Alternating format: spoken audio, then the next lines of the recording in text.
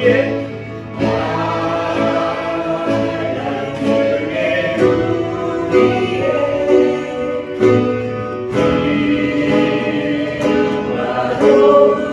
다시 한번 하나님을 위해 찬송해주며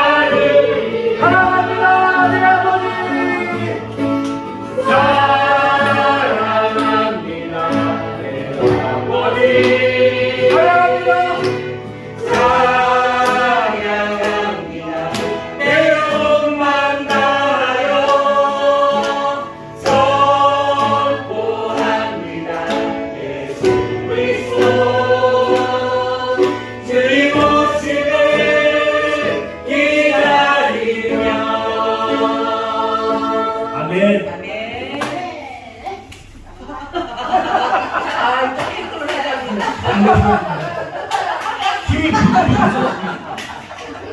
갑자기 트로트로 가셨어. 아멘. 잘합니다.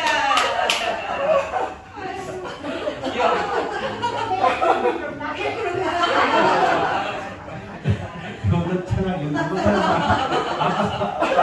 우리 흔하다고 얘기한 그 명예의 찬양입니다. 찬양하고 동원이 하나님께 얘기하는 찬양입니다. 목사님 저기 여기 방금 찬양 부를 때 너희는 가만히 있으라고 그랬는데 가만히 있어야 될까요? 돈을 벌어야 될까요? 나중에 저기 카톡방으로 그거에 대한 영적인 해석을 부탁합니다. 자, 우리 무대 앞에서 이제 찬양 드리겠습니다. 98년부터 전도사 생활을 했으니까 지금 2026년이니까 근 30년 가까이 전도사만 한 것 같아요. 그런데 점심을 먹은 건 여기 와서가 처음인 것 같습니다. 그렇게 딱 놀라실 거예요. 하루 끝난다고 하루 온종일 보는 것도 아니고요. 근데 항상 끝나고 나면 모든 예배가 다 끝나고 나면 정말 그동안에 폭식을 했기 때문에 그냥 점심만 안 먹은 거지 폭식을 했었습니다. 그래서 지금은 먹는데 아까도 먹으면서 나 이렇게 점심을 먹는데 속이 편한 이유는 뭘까? 라고 고민해서 생각했더니 첫 번째는 음식이 맛있다. 두 번째는 전혀 부담이 없구나 내가.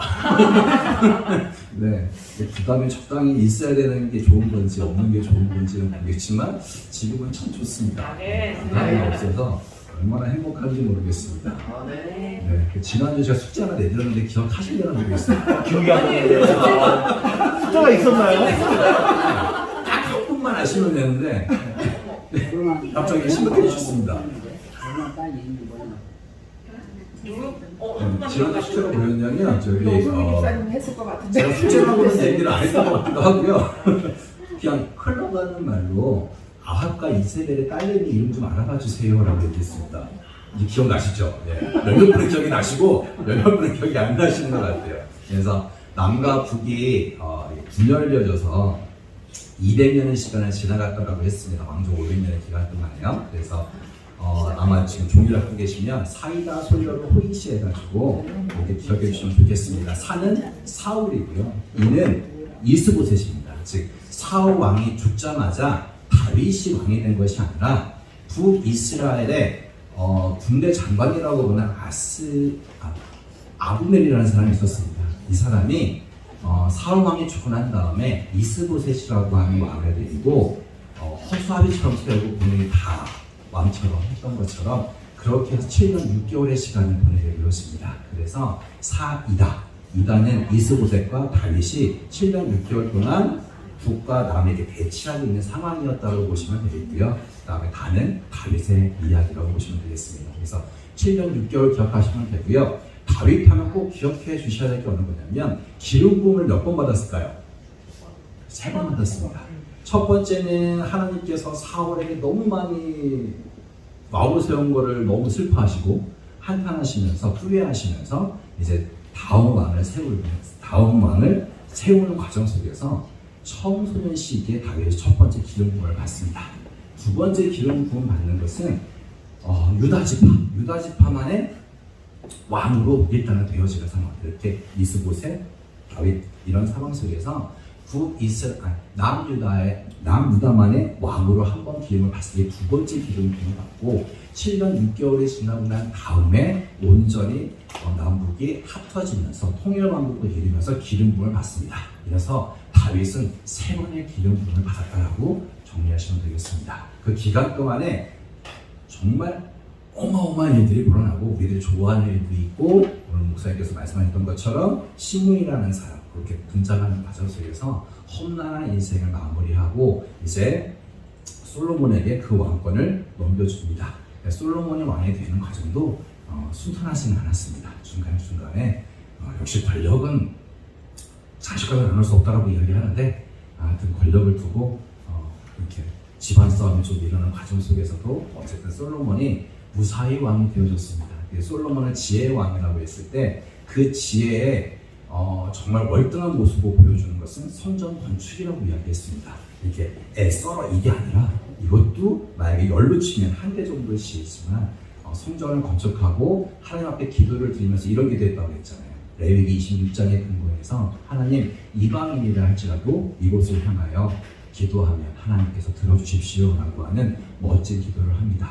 그대로 또 나라가 망한 이후에 바벨론 포로로 끌려갔던 다니엘이 그렇게 했습니다. 느헤미야도 그렇게 기도했습니다.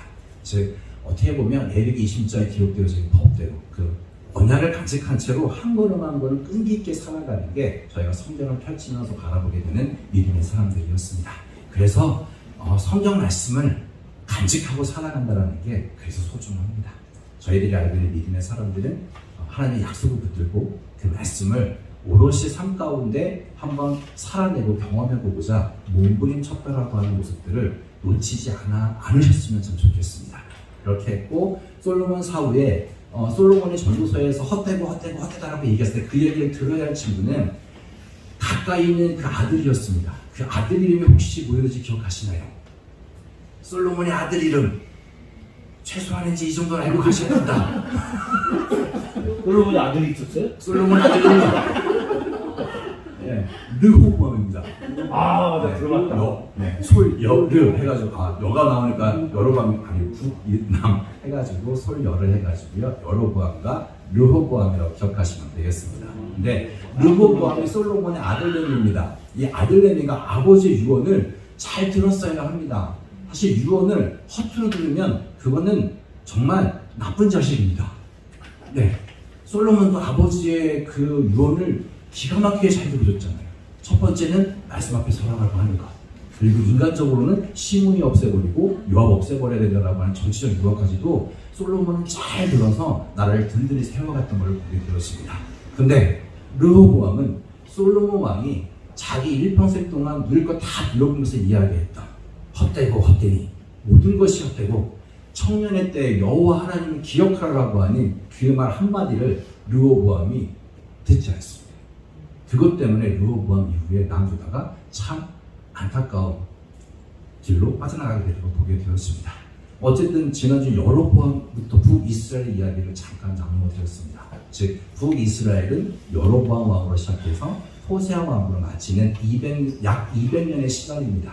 그 기간 동안에 기억해 주실 왕조가 두 왕조가 있었습니다. 하나는 오므리 왕조입니다.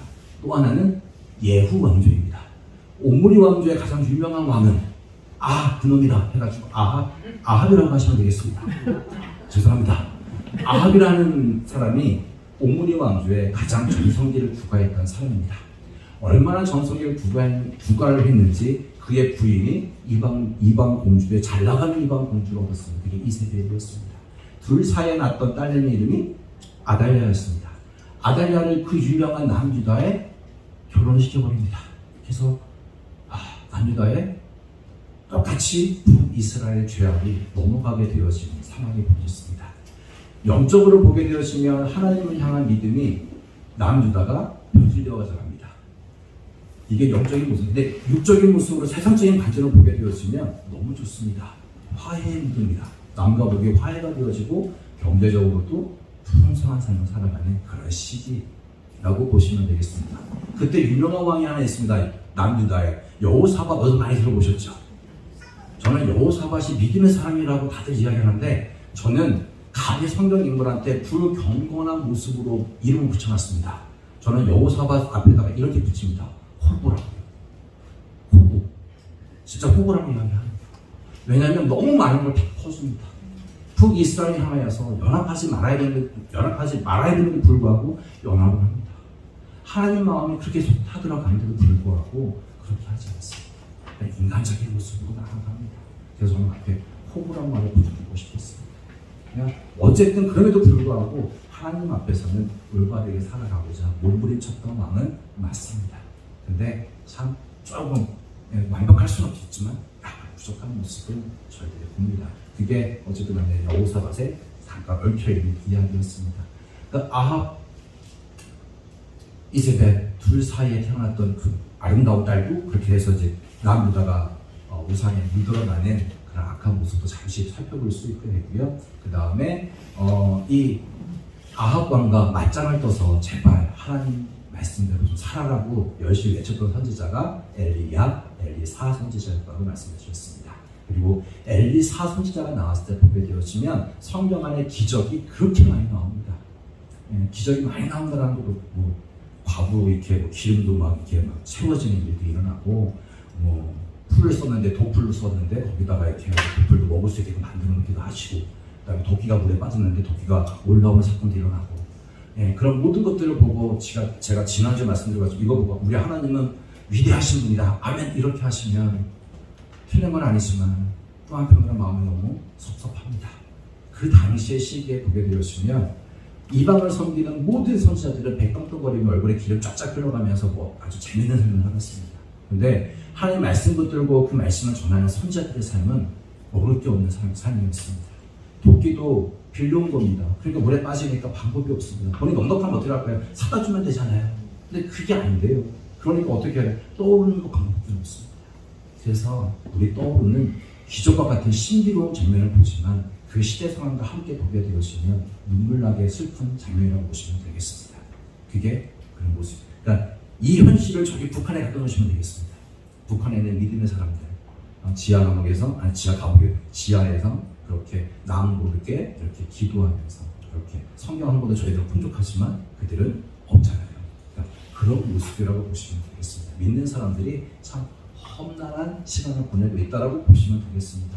그걸 뒤집어 엎어가지고 예후 왕조가 등장을 하게 되어지고 예후 왕조 때도 유명한 왕 한 명이 있습니다. 그게 여로보암 2세 왕이었습니다.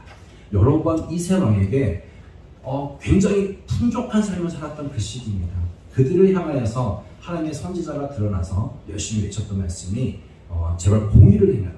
그리고 너의 백성을 돌봐라. 그리고 여호와를 알아라라고 하는 외침이었습니다. 공의를 행해야 된다고 외쳤던 선지자가 아모스 선지자였고, 그리고 여호와께 돌아와라라고 예비쳤던 선지자가 호세아 선지자였다고 기억하시면 되겠습니다. 이게 북이스라엘의 200년의 대략적인 역사입니다. 그래서 그 200년의 시간 동안 왕들이 등장하지만 그 중에 단 한 명도 하나님이 기뻐하시는 길로 걸어가지 아니하고 오직 여로보암의 길로만 직진했던 아주 울고든 하늘 보시기에 악을 행하는 그런 북이스라엘의 200년의 시간이라고 일단 정리를 하시면 되겠습니다. 그래서 하나님께서 북이스라엘의 이제 마지막 얘네들이 이제 끝이야, 그 나라의 운명을 끝장내겠다고 하시고 이제 그들을 징계하는 그런 도구로 사용하신 것이 아수르라고 하는 커다란 제국이었습니다. 그래서 아수르 제국이 거기를 깔끔하게 없애버립니다. 그러면 이제 아마 제가 첫 시간에 둘째 시간에 잠깐 얘기했던 것처럼 이제 아수르가 제국의 힘을 간직하고 등장합니다. 근데 그 당시 상황을 보게 되시면 북이스라엘이라는 나라가 있고 남유다가 있습니다. 북이스라엘 위에는 아람이라고 하는 나라가 있습니다. 그런데 아수르가 힘을 키워서 쭉 내려오는 상황입니다. 그러면 힘이 약한 나라라고 한다면 어떤 게 가장 좋을까요? 예를 들어 이렇게 판단하면 어쩔까 싶은데요. 예를 들어서 러시아가 가끔 정신이 해가닥해서 이제는 밑으로 내려와서 모든 땅덩어리를 다 우리 땅으로 만들겠다라고 하는 아주 야심에 차서 내려온다고 하면 첫 번째 중국이랑 북한이 어떤 마음이 들까요? 러시아가 더 크다라고 한다면 1대1로 싸울까요? 둘이 연합하는 게 나을까요? 연합하는 게 나을 겁니다. 걔네들 둘이 연합하는 게 나을까요? 한국과 일본까지 같이 연합해서 러시아랑 맞짱뜨는 게 나을까요? 네, 하나보다는 넷이 낫잖아요. 연합할 겁니다. 근데 우리나라와 일본이 저기 중국하고 북한하고 연합하는 것을 굉장히 싫어합니다. 일본은 지킬게요. 우리나라가 별로 안 좋아합니다. 그러면 중국과 북한의 입장에서는 우리를 먼저 칠까요? 러시아를 칠까요? 우리를 먼저 칠 겁니다. 왜냐면 뒤가 구리잖아요. 뒤에서 우리가 이렇게 하면 신경 쓰이잖아요. 깔끔하게 뭉개버리고 그리고 난 다음에 러시아랑 한판 제대로 붙자 이렇게 가려고 하는 게 가장 합리적인 생각인 것 같습니다. 근데 아수르, 아람, 북이스라엘, 남유다, 애굽이 있습니다. 그래서 아수르가 가장 힘센 나라로 내려오게 되었으니 아람이라는 나라와 북이스라엘이 연합하자고 합니다. 그리고 남유다, 너도 일단 마음에 들지 않지만 일단 큰 불부터 끄고 난 다음에 그 다음에 생각하자라고 해서 남유다의 아하스 왕에게 우리 같이 연합하자라고 이야기합니다. 근데 이때 아하스가 어떻게 할까요? 노라고 단칼로 거절합니다. 거절만 하면 괜찮은데 이 아하스라는 인간이 아무리 생각해도 무섭거든요. 북이스라엘, 아람, 둘이 합쳐서 우리를 치면 힘들겠어. 그러면 아하스 왕의 입장에서는 어떻게 해야 될까요? 1번 가만히 있어서 죽는다. 2번 싸우다 죽는다. 3번 힘센 나라에게 도움을 요청하겠다. 3번이죠. 그래서 애굽은 거들떠보지도 않습니다. 아하스는 어디를 향할까요? 이 당시 패권을 간직하고 있는 아수르에게 도움을 요청합니다. 그것을 막았던 선지자가 누구였을까요? 이사야 선지자입니다. 그래서 이사야 선지자가 등장하면서 제발 그러지 말라고 이야기합니다. 이미 북이스라엘이 끝난 거야. 북이스라엘 역사는 이제 하나님께서 더 이상 그들의 운명을 지속하는 게 아니라 끝내겠다고 얘기를 하셨고 아수를 통해서 끝내실 거야. 그러니 아하스 왕이시여 하나님의 세계 경영을 믿어주십시오. 믿어주시고 너무 이렇게 인간적인 합리를 생각해서 왔다 갔다 하지 마시고 하나님을 믿고 의지하십시오. 그리고 그 징조를 못 믿겠으면 내가 하는 말을 못 믿겠으면 하나님 앞에 징조를 좀 구하십시오 라고 아하스에게 이야기를 던진데 아시는 것처럼 아하스가 그 요구를 어떻게 할까요? 철저하게 무시합니다. 심지어 신앙적인 표현을 씁니다. 나는 하나님을 시험하지 않겠노라. 가만히 들으면 묻지만 아닌가요? 저는 하나님의 능력을 믿습니다. 저는 하나님을 시험하지 않겠습니다. 이렇게 얘기하면 얼마나 대단하고 믿음이 좋은 사람일까요? 근데 아하스는 이사야의 간곡한 요청에도 불구하고 나는 하나님을 시험하지 않겠다고 합니다. 돌려 얘기하면 하나님이 이사야의 우리 지금 아수르 전쟁 가운데 하나님이 아니라 하나님의 능력으로 이걸 해결할 수 있는 게 아닙니다. 그러니 하나님을 의지하지 않을 거야 라고 하는 불신앙의 말이라고 보시면 되겠습니다. 그 모습이 너무 안타까워서 이사야가 대신 징조를 구합니다. 그것이 보라 처녀가 잉태하여 아들을 낳을 것이오라고 하는, 어떻게 보면 동문서답이잖아요. 근데 가장 암흑기가 있는 그 시기에 가장 소망을 이야기했던 선지자가 이사야라고 보시면 되겠습니다. 그래서 이사야서를 보시면 굉장히 하나님의 미래 경영에 대해서 많이 나오고, 그다음에 신학에 가게 되어서 많이 인용하는 성경 중에 한 권이 바로 이사야서입니다. 그러니까 참 이사야가 읽기가 조금 힘든 부분도 있습니다. 어쨌든 그런 과정 속에서 아하스가 아수의 도움을 요청하고 아수르는 오케이 합니다. 정의의 서로 들어와서 깔끔하게 남유다를 도와주고 남유다의 어떤 어려움을 극복해 주지만, 그러나 제국이라는 나라, 제국이라는 것이 이렇게 호락호락하지는 않잖아요. 내가 너희를 도와줬으니 대가가 있겠죠. 공짜가 어디 있습니까? 그래서 열심히 내놓으라고 해서 아하스 당시에 남유다의 경제가 무너져 내려가는 모습을 보게 되었습니다. 그 어려운 과정 속에 등장한 왕이 저희들 알고 있는 히스기야 왕입니다. 히스기야 왕도 처음에는 아수르에게 조공을 바쳤습니다. 그런데 이게 요구가 점점 세지다 보니 힘들어집니다. 힘드니까 어떻게 할까요? 안 할래라고 하는 겁니다. 안 할래 그러면 아수르가 그동안 나를 숨겼으니 이제 그만 너희들 행복하게 살, 이렇게 할 제국이 없다는 걸 다 아시잖아요. 이제 어떻게 할까요? 직접 내려옵니다. 이제는 아수르가 직접 내려옵니다. 그리고 또다시 히스기야는 남은 한 나라에게 도움을 요청합니다. 그게 어딜까요?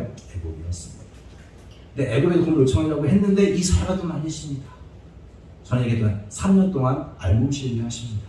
알몸으로 예루살렘을 출퇴근을 하시면서 히스기야 왕이 당신이 의지하려고 하는 그 애굽이 나 이 벌거벗은 이 정말 아무것도 없는 그렇게 헛된 것입니다. 그러니 애굽의 도움을 요청하지 마시고 하나님의 세계 경영을 의지하고 믿음으로 나와 주십시오라고 요청을 합니다.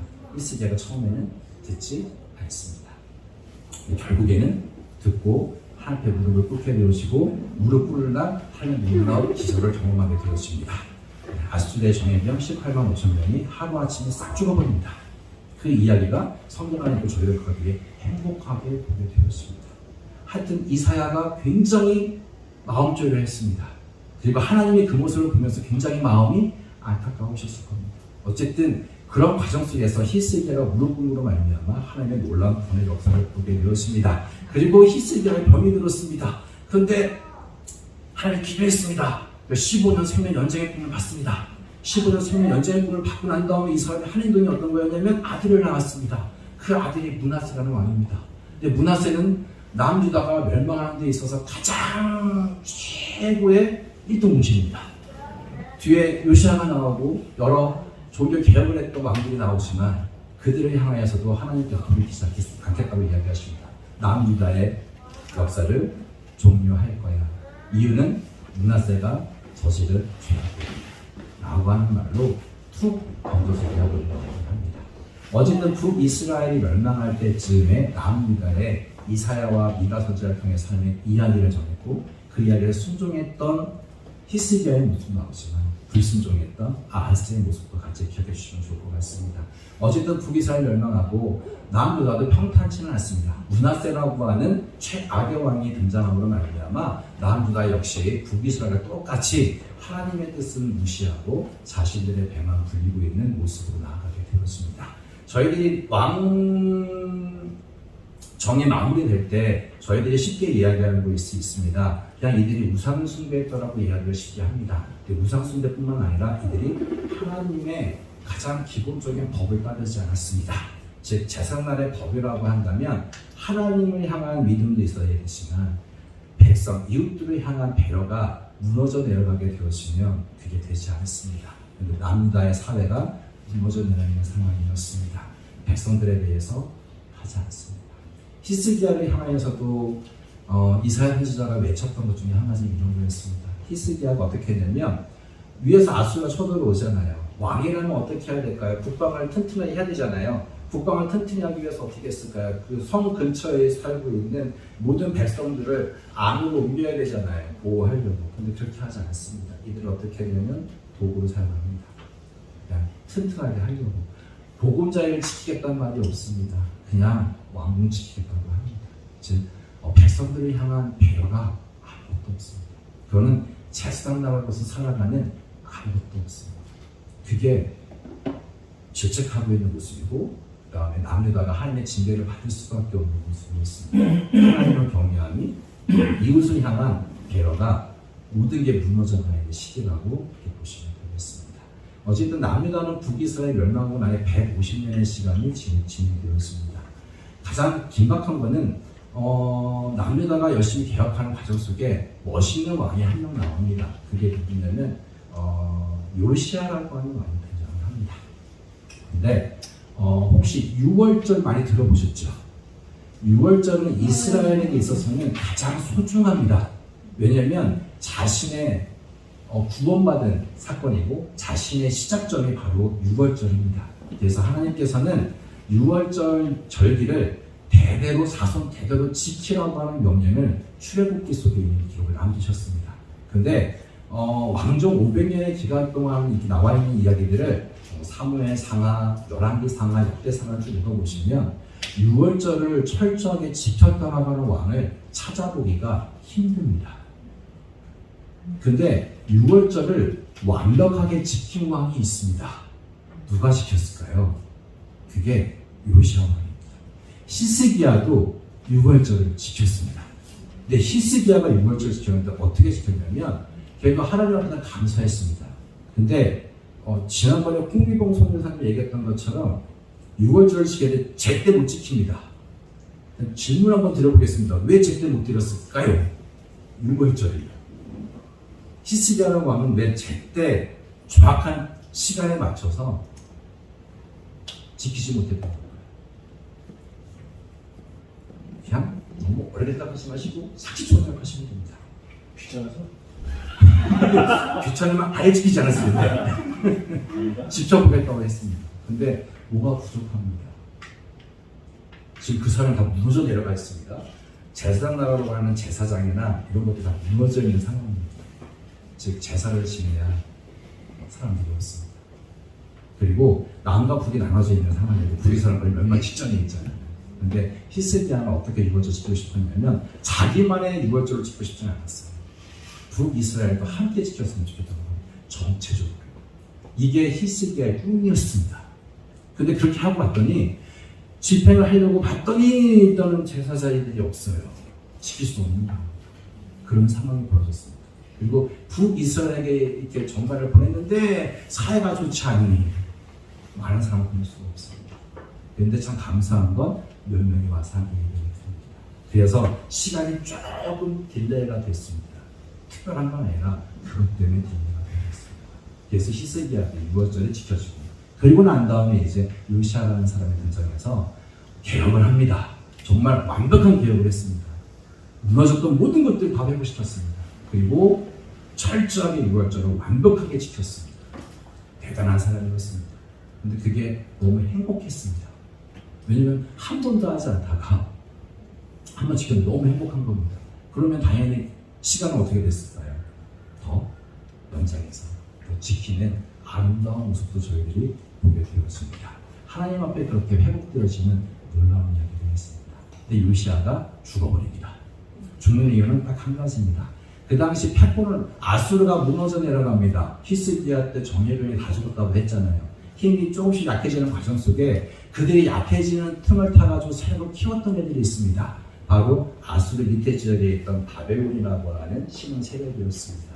얘네들이 힘을 점점 키웠습니다. 그리고 아수르의 장관들을 다 쓸어버리려고 쫓아가는 과정 속에 있습니다. 기회입니다. 한 제국을 무너뜨리면 그 무너뜨린 나라가 제국이 되는 건 당연한 거잖아요. 그러면 모든 나라들이 한 번쯤은 아수르만큼 전 세계로 호령하고 싶은 제국을 키우고 있는데 바벨론이 갑니다. 이 기회를 놓치지 않았던 게 뭐냐면 애굽에 있는 바로 느보라는 사람이었습니다. 이 기회를 놓칠 수 없는 바로 누가가 올라갑니다. 올라가는 과정 속에서 지나가야 되는 곳이 있습니다. 그게 뭐냐면 남유다 땅을 지나가야 합니다. 근데 남유다 땅을 지나가려고 전가를 보냈습니다. 요시아에게. 요시아여, 우리가 지금 원래 너희는 건드리지 않을 거야. 우리의 목표는 바벨론이야. 일단 바벨론 맞짱 떠가지고 이 전 세계의 패권을 간직하려고 하니 너는 방해하지 마. 라고 이야기를 던집니다. 그런데 요시아 왕은 어떻게 했을까요? 알겠습니다. 올라가십시오. 근데 군대 좀 더 저희들도 이렇게 좀 이렇게 붙여놓고 좀 콩콩이라도 얻어먹었으면 좋겠습니다. 이렇게 딜을 하는 게 아니라 절대 안 됩니다. 라고 이야기합니다.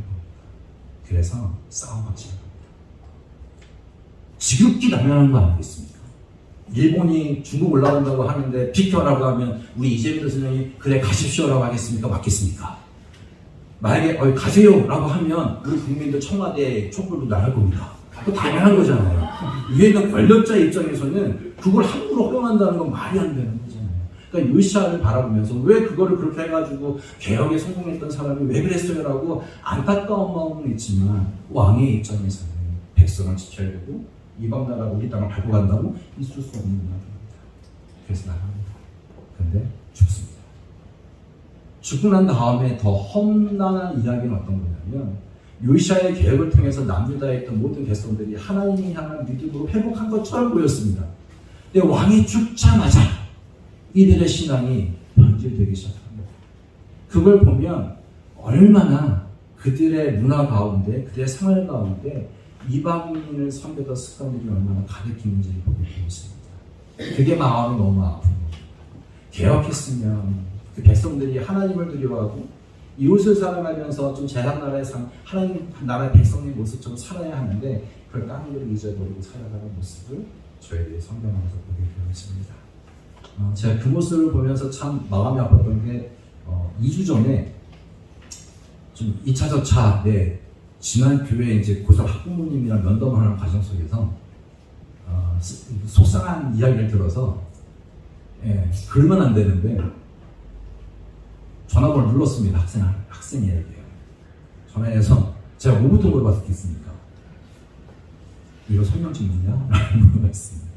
근데 그 아이가 대답이 제 마음을 너무 아프게 했습니다.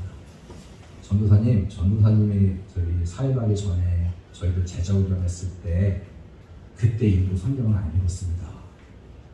너무 솔직해도 상처를 주더라고요. 그래서 존말로 할 때 성경 다시 읽어라 라고 이제 순화한 표현을 했습니다. 이게 순화하지 않습니다. 애들한테 어찌 믿어버린다 이야기를 해서 왜 그래? 왜 안 읽는데?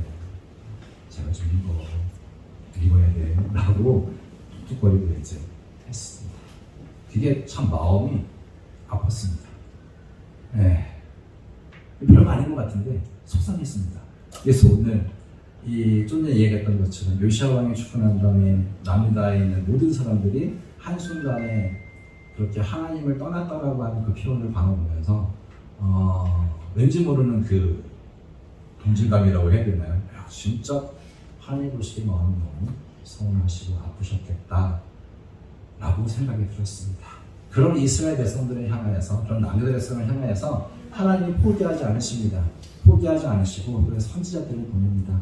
많은 선지자들을 보냅니다. 그래서 그 표를 보시면 그 시기에 스바냐도 나오고 하박도 나오고 예레미야도 나오고 오바디아 이런 많은 선지자가 등장해서 이스라엘 향하여 외칩니다.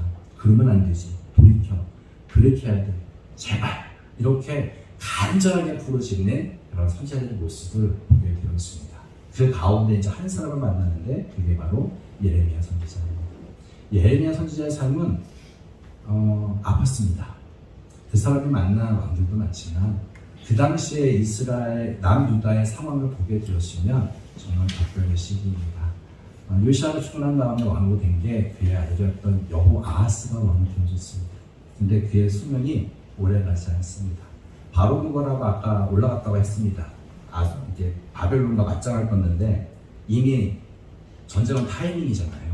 근데 남유다의 이 요시아왕과 싸우느라 너무 시간을 지체했습니다. 이미 바벨론의 승세가 완벽히 돌아갔습니다. 그러니 되지도 않는 싸움을 할 필요는 없잖아요. 그래서 바로 그거가 후퇴를 합니다. 후퇴하는 과정 속에 열받을까요? 행복할까요? 슬플까요? 좋은 건 없습니다. 열받고 화가 나고 짜증이 납니다. 그 짜증을 어디에다가 폭로할까요? 너희 때문에 이렇게 된 거야라고 하는 남유다를 향하여 고백합니다. 그래서 여호아하스 대신 한 왕을 세웁니다. 그게 여호야김을 세웁니다. 여호야김이 왕이 되어졌습니다. 그럼 여호야김은 어떻게 해야 될까요? 눈치 빠르게 봐야 되잖아요. 어디에다 조공을 바쳐야 살아남을 수 있을까요? 애굽에 열심히 조공을 바칩니다. 그럼 바벨론이 가만히 있을까요? 아니면은 어떻게 할까요? 바벨론 짜증나잖아요. 바벨론이 패권을 잡고 있는데 애국 눈에 까시잖아요. 얘도 쳐야 되는데 그걸 누가 했어요? 남유다가 했어요. 그래서 내려오잖아요. 그래서 여호야김은 애국 편이잖아요. 애국 편이고 어떻게 할까? 잘라버려야겠죠. 잘라버립니다. 그럼 또 다시 여호야김 왕을 섬깁니다. 그럼 여호야김 왕은 누굴 섬겨야 될까요? 바벨론을 섬겨야 합니다. 근데 바벨론을 섬기다 보니 애국도 짜증이 나게 자꾸 합니다. 그래서 양사에 뛰었으니 여호야김의 입장에서는 기가 막힌 외교를 합니다. 잠깐 변질해서 애국을 섬기려고 합니다. 그러면 애국을 섬기려고 하면 이미 3년 동안 바벨론을 섬겼습니다. 3년이면 해준 만큼 해준 거잖아요. 다 털어서 줬는데. 그런데 애국을 향해서 좀 섬기려고 조금 이렇게 낌새가 보이니까 바벨론 입장에서 어떻게 할까요? 니네 안 되겠다. 안 되네? 내려오십니다. 내려와서 본보기를 보여줍니다. 어떤 본보기였을까요? 여호야김, 우리가 참 말을 안 듣네. 안 되겠다. 남유다를 우리의 소국이 되는 거니까 일단은 저기 애국도 끝장내시고 바벨론에 있는 여호야김을 데리고 바벨론으로 끌고 가버립니다. 그리고 또 왕을 세웁니다. 누굴 세우냐면 마지막 왕인 시드기야 왕을 세웁니다. 그게 요시야 왕이 죽고 난 이후에 벌어졌던 남유다의 파란만장을 살렸습니다. 힘센 나라에 조공을 바쳐야 되고 그게 힘이 겹습니다. 근데 그런 과정 속에 예레미야가 하는 말이 있습니다. 이런 말인 겁니다. 왕이시여, 왕정 끝입니다. 이 하나님께서 문 닫으시게 됩니다. 닫으시는데 하나님께서 얘기하시는데 70년을 이야기하십니다. 70년의 시간은 가나안 땅에 정착하고 나서 희년 안식을 지키자는 모든 것들을 합산해서 내린 결론이 70년입니다. 근데 70년 동안 바벨론의 포로로 끌려가는 게 하나님의 뜻입니다. 완전히 멸망하는 것이 아니라 하나님을 섬기는 그 마음을 회복하라고 다시 한번 돌이키라고 징계하는 것이니 이 징계를 달게 받으십시오라고 예레미야가 눈물을 흘리며 외칩니다. 그 이야기를 듣는 남유다의 모든 왕들과 백성들은 어떻게 했을까요? 듣기 싫더라고요. 듣기 싫어. 끝이야. 안 해. 라고 하고 그들에게 위로를 주는 사람들이 나올까요? 안 나올까요? 힘든 상황이면 그들을 위로해줄 사람들이 필요하잖아요. 그들도 똑같이 하나님의 이름을 간직하고 와서 이야기를 던집니다. 그 거짓 선지자 중에 유명한 사람이 하나야라고 하는 사람입니다. 그 사람은 하나님께서 회복시키실 거야. 회복시키는데 딱 2년만 기다리면 돼요. 2년 동안만 참으면 하나님께서 하나님의 능력으로 회복시키실 거니까 기대해라 라고 이야기를 던집니다. 예레미야는요 70년 포로로 가야 된다라고 이야기를 던집니다. 그 이야기를 듣는 많은 사람들은 어떤 말에 더 적을 할까요? 2년에 들어갑니다. 그래서 예레미야가 하나님에게 단도직입적으로 얘기를 합니다. 진짜 선지자는 그 말이 땅에 떨어지지 않는다. 시련된다. 누가 시험 너는 죽을 거야 라고 했습니다. 하나냐가 죽었습니다. 그럼 이스라엘 백성들은 어떻게 해야 될까요? 예레미야가 진짜 선지자라는 것을 알았어야 되잖아요. 근데 남유다에 있는 모든 사람들은 그런 역사를 봄에도 불구하고 하나님의 마음을 돌리지를 않습니다. 그래서 망하는 길로 걸어갑니다. 시드기야 역시 자신의 존심을 굽히지 않고 예레미야의 마지막 말을 들어주지 않습니다. 그래서 처참하게 예루살렘이 짓밟힙니다. 그리고 많은 사람들이 죽어버립니다. 그리고 끌려가는 과정 속에서 포로로 가게 되었습니다. 그런 모습을 보고 예레미야가 펑펑 울면서 고백했던 이야기가 예레미야 애가 3장에 기록되어져 있습니다. 예레미야 애가 3장을 쭉 읽어가시다 보면 참 눈물겨운 이야기지만 거기에 이런 이야기가 나옵니다. 불타버린 거 바라보면서 그거 막으려고 평생을 사역을 했는데 그러나 하나님의 징계를 바라보는 예레미야가 눈물 흘리면서도 하나님 앞에 고백하는 말이 참 멋진 말이라고 하기에는 좀 그렇지만 안타까운 말입니다. 하나님, 일단 우리가 진멸되지 않아서 감사합니다. 라고 얘기를 던집니다. 그리고 사람들에게 이렇게 힘든 걸 주는 게 하나님의 본심이 아니시라는 것을 알고 있습니다. 라고 던집니다. 그게 예레미야가 한 나라가 무너져 내려가는 과정 속으로 바라보고 있는 하나님의 신실하심이었습니다. 그게 참 마음을 찢어지게 아프게 하는 사건입니다. 그래서 왕정 500년이 끝납니다. 그래서 한 번쯤은 제가 이제 나이가 50이 넘다 보니 이제 만나시는 분들이 다들 목사님이 되시거든요. 목사님들을 만나면 이렇게 한때는 같이 한국 교회를 비판하면서 내가 이제 다른 목사가 되면 절대로 이게 좀 불합리한 모든 걸 뜯어 고칠 거야라고 저랑 같이 이야기했던 목사님들이 이제는 담임 목사님이 되시고 총동대로 가셨어요. 그래서 우연찮게 만나서 이야기를 하면 제가 막 뭐라고 하면 버릇이 없는 거죠. 네, 담임 목사님한테 전도사가 함부로 이야기를 합니다. 형님 이러면 안 되잖아요, 목사님. 왜 이렇게 해요? 뜯어 고친다면서. 왜 뜯어 고치지 못해요? 그게 안 돼요? 네가 목사가 아니라서 그러잖아요. 교회가 보면 아무것도 하는 게 없어. 할 수 있는 게 아무것도 없어. 아니 그래도 이게 좀 고쳐도 고쳐야 되지 않아요? 그거 고치자고 담임 목사 되고 청림마고사 간 거잖아요. 근데 너도 이 자리 와봐. 안 돼. 얘기를 해서 저는 이해가 될까요? 안 될까요? 저 이해가 안 됩니다. 그 자리에 가보지라서 이해가 안 되지 않습니다. 근데 가만히 이제 그런 형님들의 이야기를 한 번, 두 번, 세 번 듣다가 이제는 얘기가 안 합니다. 왜냐면 서로 이렇게 점점 거리가 멀어지는 것 같아요. 저는 만나면 막 받고 있고 하니까. 그래서 좀 마음이 좀 많이 씁쓸하고 아픈 상황을 보게 되어집니다. 그래서 어느 분은 그런 이야기도 해요. 만약에 예수님께서 지금 다시 오신다고 한다면 성경 안에 기록되어져 있는 바리새인과 사두개인의 모습, 예수님께서 그렇게 독사의 자식들아 이 외식하는 자들로 외쳤던 그 종교 지도자들의 모습이 지금 한국 교회에 있는 청해나 노예에 있는 목사님들의 모습이 아닐까 나는 그렇게 생각을 한다라고 힘없이 이야기하는 모습을 듣고 나서 더 이상 얘기할 말이 없었습니다. 그럴 수도 있겠다라는 생각을 합니다. 도대체 하나님을 두려움이 있는 걸까라는 생각도 해보고 하나님을 두려움이 없는 거구나 우리가 하나님을 향하여서 왕조 500년의 기간 동안에 사실 역사를 배운다는 것은 되풀이하지 않기 위해서 역사를 배우는 거잖아요. 성경 안에 기록되어져 있는 왕조 500년의 역사를 저희들이 가만히 보게 되시면 하나님을 두려움이 없는 모습을 보게 되었습니다. 그리고 모든 합리성을 가지고 다 했어요. 그들을 욕할 수가 없습니다. 그들이 우상 숭배만 한 거 아닙니다. 당시에 최선을 다해서 나라를 운영했던 사람들이었습니다. 근데 그것이 하나님이 기뻐하시는 방향으로 간 것이 아니라 제국이 나아가는 그 길로 걸어갔을 뿐입니다. 힘을 가졌으니 그 힘을 나약한 자들을 향하여서 보호하는 것을 쓰는 것이 아니라 그대로 오히려 억압하고 자신의 배를 채우고 자신의 권력을 유지하는 데만 열심히 썼던 모습을 왕조 500년의 왕들의 모습 속에서 보게 되었습니다. 그 모습을 선지자들이 질책하고 맺히고 하는데 그것을 무시할 때 결국 하나님께서는 징계하시고 받게 만드는 역사를 봤습니다. 근데 그 역사가 똑같이 이루어진다고 하면 참 마음이 아플 것 같습니다. 저는 한국교회의 미래가 있다고 이야기하는 사람입니다. 저는 아무리 세상이 어렵다고 해도 우리 다음 세대를 바라보면 아직은 희망이 있습니다라고 외치고 싶은 사람이기도 합니다. 그리고 실제로 그들을 바라보면 고맙습니다. 어떤 아이 이렇습니다. 지금 방학 중이어서 학교에 나가진 않지만 그 아이가 하나가 그런 얘기를 했습니다. 저한테 어떤 얘기를 했냐면 전도사님 미치겠습니다. 왜? 저를 괴롭히는 애가 있습니다. 그거 어쩌라고. 근데 튜토리얼하고 하나님 말씀을 듣다 보면 걔를 용서하라고 하잖아요. 그렇지. 근데 용서하려고 기도하고 학교 가면 더 괴롭혀요. 짜증이 나요. 이거 근데 어떻게 해야 돼요? 제가 이게 교회 다니는 제도 아는데 이거 너무 힘들잖아요. 전도사님 어떻게 하면 좋을까요? 저한테 신나게 얘기합니다. 옆에 있는 두 아이 이야기 기가 막혔습니다.